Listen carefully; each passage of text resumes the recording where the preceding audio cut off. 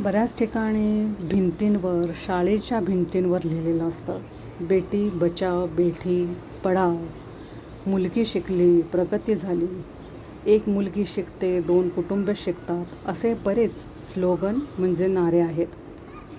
पण सध्या अस्तित्व सांगते, त्यात आकडेवारीमध्ये थोडीफार कमी जास्त होऊ शकते.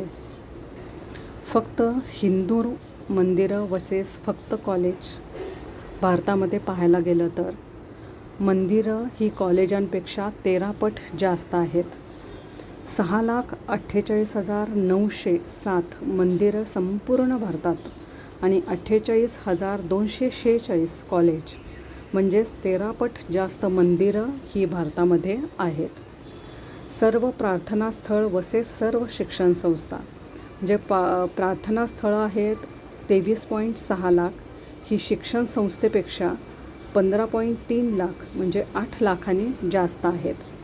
महाराष्ट्रात विचार केला तर महाराष्ट्रात 77.283 मंदिरं आहेत, म्हणजे 77,000 आणि फक्त 4,500 कॉलेज आहेत.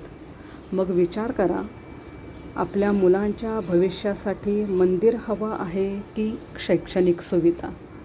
आता जे चाललेलं आहे, परीक्षा व्यवस्था बदलण्यासाठी, शाळा बदलण्यासाठी, त्यात तुमचाही सहभाग राहू देत.